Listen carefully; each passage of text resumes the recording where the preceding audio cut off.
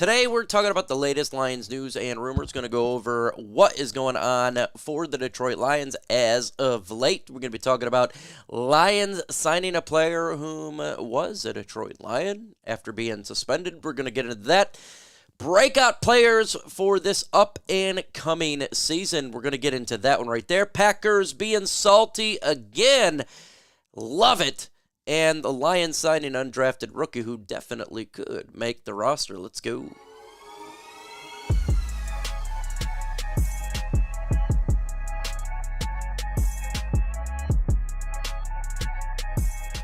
If you're a fan of seeing the Green Bay Packers have salty tears, then you're going to want to subscribe to this channel because we talk all things Detroit Lions news and rumors.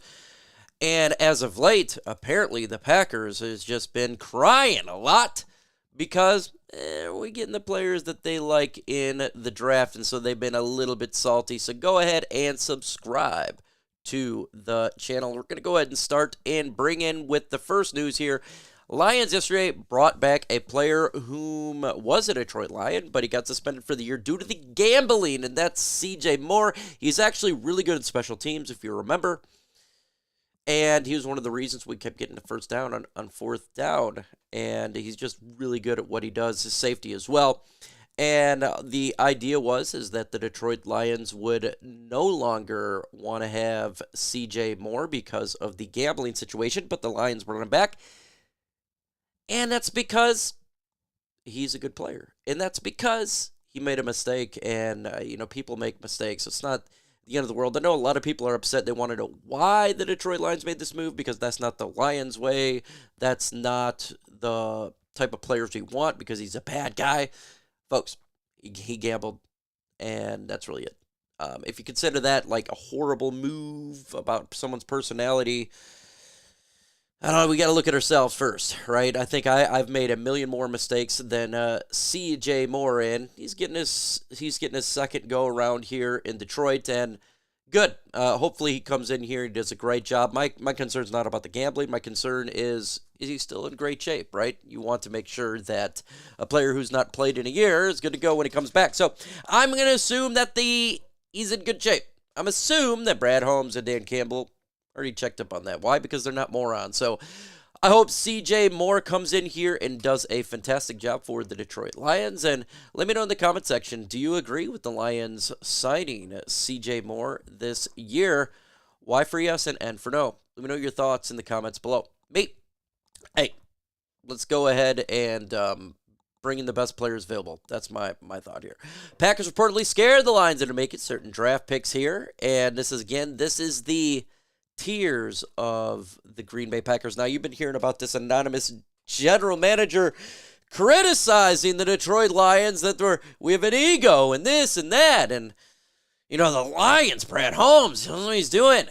And we want to know who the anonymous GM was. Well, a couple days later, is the same type of words coming out of the Green Bay Packers. Really seemed like he was the guy over there at Green Bay. And it just keeps showing that that's the case, because why is that the Detroit Lions have jumped now the Green Bay Packers in 2 years in a row to get the player that they like in Brian Branch and Terrion Arnold, who they were high on, but the Detroit Lions got him. And the Packers are feeling it. They're upset. And it says here from Jared Fowler, as the Detroit Lions moved 29 to 24, snagged Terrion Arnold. Packers number 25 were among the teams that Arnold camp had firmly on the radar into the 20s. The belief is Green Bay had Arnold rated highly. Fowler wrote, killing two birds with one stone, or killing two stones with one bird. Whatever you want to put around there. The salt is coming from Green Bay.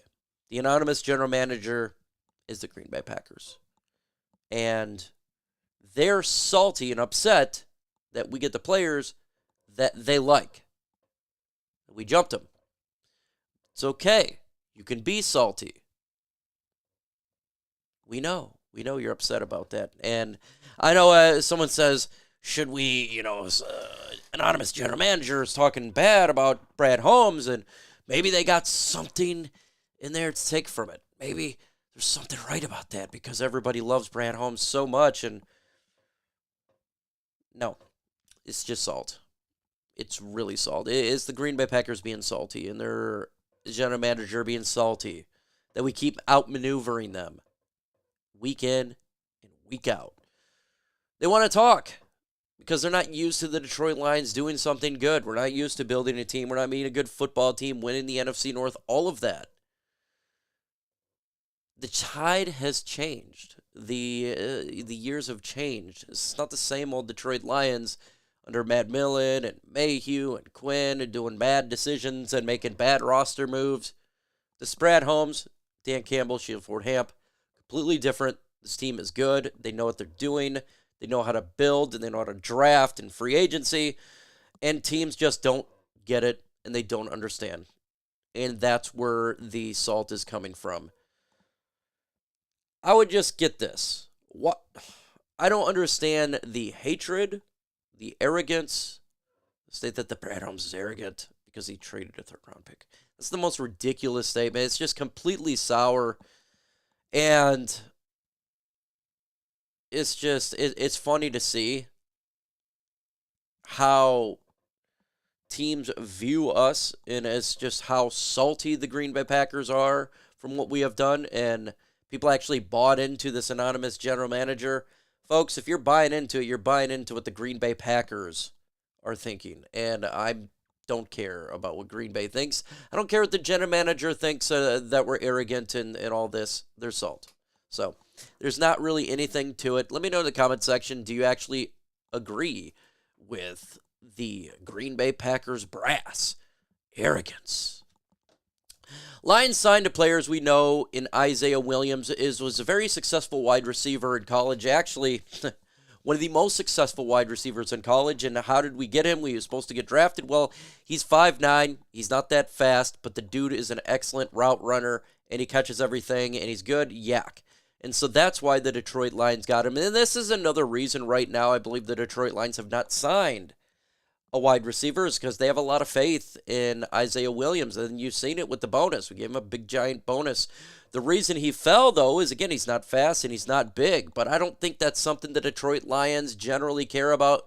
And compared to most general managers, when you look at the players that we got here, Khalif Raymond, Monroe, St. Brown, these guys are not big, gigantic wide receivers. They're small, generally speaking. St. Brown's a little bit bigger than Khalif, but they're not gigantic wide receivers. It doesn't matter right now to Brad Holmes. I think he just wants production and instead of the attributes of a player. And that's the way you got to go, to me, in the draft, right? Is you have to go by production on the field.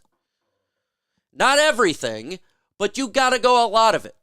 Instead of getting players whom, has got the physical ability, who's got the prototypical size and strength and all that, they're not producing, right? So you have to have players that produce on the field first, and Williams is going to do that. Now, I'm excited to see what he can do. I don't know if if he can actually bring that type of success to the Lions, in training camp and in the preseason and all of that lovely stuff, but I do trust Brad Holmes' ability to find talent, whether it be in the draft or undrafted rookie. And Williams right here is very productive in college. So we'll see what he can do. We're going to sit back and see if this guy could be a diamond in the rough. It doesn't hurt at all, right? If he comes in here and he's a great player for the Lions, you just got to steal. If he doesn't come in here and do anything, it's an undrafted rookie, so you're not losing out on anything. So I'm really excited to see what Williams is going to do for Detroit. We definitely need the help at wide receiver as well. We need to have individuals that can help this team out that are not high draft picks and free agents. That's a guy that we can hope for. So I'm really excited to see what Williams can do. I'll be at training camp, watch what he can do, see his route running ability with higher talent, especially with the Lions secondary. That's extremely improved. So if he can still continue to do it against them in training camp and then in preseason, he has a legit shot to make the roster and make some noise for the Lions, maybe as the number 6 wide receiver, as an undrafted guy. So super excited he can do. All Lions Fan Nation did a article here talking about the players who's going to have a bounce back year, a breakout candidate for the Detroit Lions, and I haven't seen the list, but clearly I've seen the first one here is Jameson Williams, and I agree with 100%. You didn't bring Josh Reynolds back to the Lions, so the expectation he's going to move into that number 2 spot and take a significant jump in production. He hasn't been that productive for the Lions, but you've seen what he did last year, starting to get on the same page with Jared Goff, catching everything. His route running was magnificent.